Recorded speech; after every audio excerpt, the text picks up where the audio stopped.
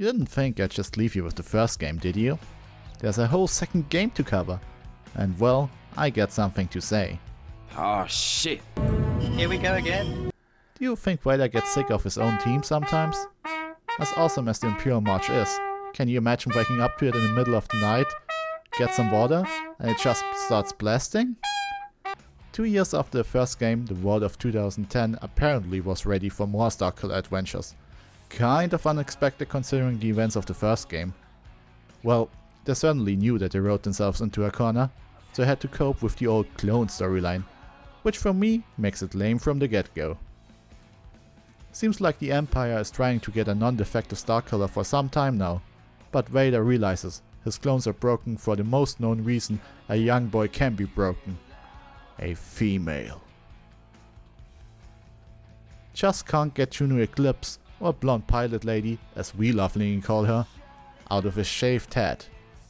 Even from the short intro sequence, you can tell that this sequel looks, runs and plays way better.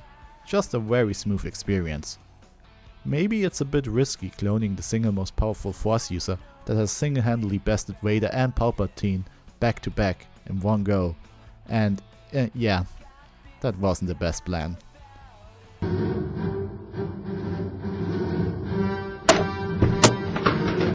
Before we fall out of the window set piece style, I just want to talk about Vader's dialogue here, cause, well, he's wrong. I can help you understand it. Would you like to hear it? Peace is a lie. There is only passion. Through passion, I gain strength. Through strength, I gain power. Through power, I gain victory. Through victory, my chains are broken. The dark side really isn't about no love or hate, like a weird emo band. In fact, it is the Jedi that kind of live with a weird monk mantra. It's more akin to use the power of all your emotion to fuel the force within you. The Jedi are more afraid of losing control and order. Whatever, lightsaber goes swoosh. The combat overhaul makes the whole thing feel a lot more God of War, with the wide-reaching attacks and lightning combo enders. Getting grabs and air combos straight away is a welcome addition though. I miss the old personal combat, but it's not like this doesn't have its own advantages. It's really more of a matter of taste if you prefer the more unique old games or this. The change allows for bigger battles, of fighting your ass off against hordes of enemies. Even those small guys are even more of a non-threat. A reverse Fallen Order syndrome, so to say.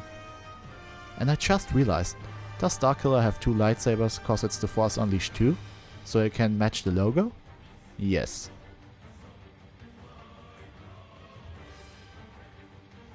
Clone Killer has enough of the fight between the Empire and the Rebels. He just wants to find Pilot Lady. That's some serious simp energy right there, dog. I'm not gonna sugarcoat it. Okay, I do agree that playing the hero didn't work out well for you like at all the last time around, but that had its own reasons.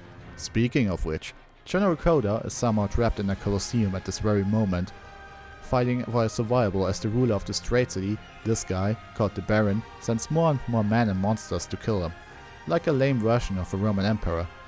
As much as it pains me that they push Coda, right now he manages to survive, and he is SK's best bet to find out where Juno is, so I guess we're gonna rescue his useless ass.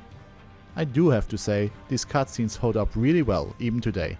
I'm almost invested in this. Infiltrating the planet works out as quiet as you would expect from someone named Starkiller, so you're right back to slashing away through Empire troops. Something that just feels natural after all this time. Diplomacy was never an option. It was here when I realized that one of my grabs was forever bugged. My guess is that it's because of the higher framerate of the PC version? It's a shame, but to be honest, I had to install an aspect ratio and a framerate patch and reinstall the music files for the final Death Star levels while playing the first game, so it could be worse. The sequel does a lot to introduce new enemy types, so I was surprised that they actually succeeded in something DMC, Devil May Cry, failed in years later. Color-coded enemies that counter a specific set of your abilities. Close combat or force powers. I get the intention behind it, forcing the player to alter his playstyle, use the whole kit to progress through the game.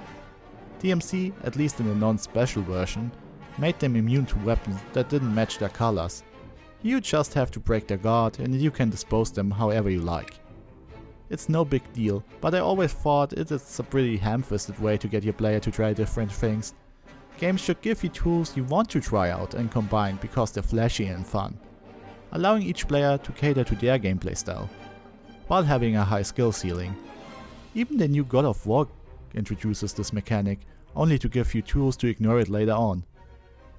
I don't know, it just doesn't feel very good to me. It's obvious that the second game changed to follow the trends big games introduced in this era of gaming compared to the first one, like a more streamlined upgrade system. Considering my gripes with the old one, I think it's for the best though. They also use way more big set pieces, like Uncharted or Gears of War.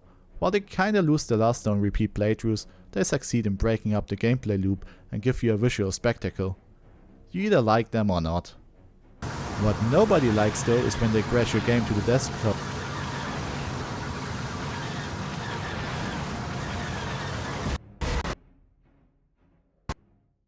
Another staple of AAA game design are these giant God of War-like boss fights, and this big boy is no exception. Dodge big smash attacks, QTE, damage and repeat. You know the drill. Transition into light platforming while fighting ads, dragging on the fight way too long. It's a prime example for this generation of western boss fights where the developers couldn't figure out how to create engaging ones, leading to strange articles about them as a whole. I mean, they even ended with repeating the same falling through the sky set piece they did at the start of the game. Coda agrees to take us to Juno, but also wants Starkiller to help him again. Neither me or Starkiller really want to, but as this is a video game, we will do so anyway, despite his questionable track record and better judgment. Oh shit, it's Yoda, remember him? I clapped when I saw it! Did I mention that this is a really short and rushed game? Well, you get to hang out with him for like 2 minutes. They designed the assets for what essentially could have been a cutscene, probably because it was supposed to be a level at some point, but it is cut back to a callback to The Empire Strikes Back. Nobody got time for all that when we still have a blonde woman to save though. The next section is probably my favorite in the whole game.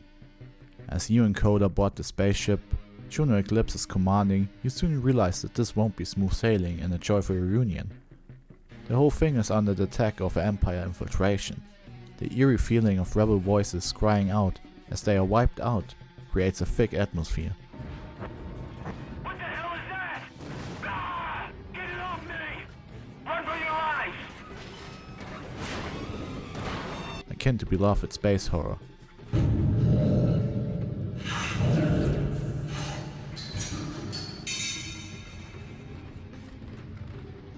Finding the bodies of the crew, following a trail of carnage, until you yourself get caught in an ambush. Of course you remember that you're an all-powerful wizard, so even as they throw swarms of mechanical spiders, invisible assassins, and big mechs at you, you never really feel threatened by it.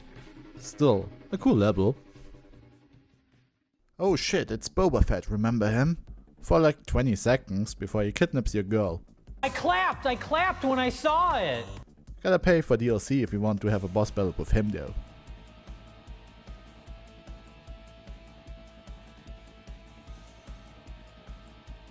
Instead, you get to fight an even bigger spider mech.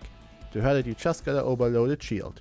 Don't worry though, you won't even have to think about it for 10 seconds, as Coda won't shut up during the whole fight and backs at you like it's God of War Ragnarok. Oh my god! What is this? The fight itself is fine. The ads get a bit annoying at times, but if anything, the game stands in its own way here, so it's nothing memorable in the end. Difficulty picks up at this point, and if you thought they threw a lot of bad guys at you until now, do I have news for you. You repel the troops boarding the ship, and even do some extremely light puzzling, if you can call it that, finding batteries for turrets, and platform your way through the engine rooms. All this hard work for Coda to demand you to press the attack to the cloning factory we are apparently above. I didn't pay attention. Starkiller has a very unique way of getting there though. Yeah, this is really the ultimate Star Wars power fantasy trip, isn't it? At this point, I want the game to lean into it, as any attempt at seriousness is thrown out the window, along with the main character. I wish I had something to say about the trip through the factory, but I'm gonna be honest, it's just waves and waves of the same bad guys. Fighting is fun, but even that got tiring at some point, seeing the same QTE finishes on big robots over and over. There's one final boss, and no, I'm not talking about Vader. It is this blood-farming puzzle sequence. It's nothing special, you just have to go in a circle and change the angle on these cubes to reach higher levels of the room. Besides being so basic, the room looking the same flipped me upside down more than once, so it took me a lot longer to clear than I'm comfortable to admit to you. Now, I didn't talk about it because who cares? But with this being a clone storyline, of course Starkiller through the whole game struggled with his identity. You know, is he his own person or just a clone of the original, disposable? Would Juno even love him if he's not the real one? And so on. Despite the general warnings, I mean, what does he know? You follow in pursuit of Vader and Juno. The sequence that follows is actually great, as Starkiller's mind is beginning to melt.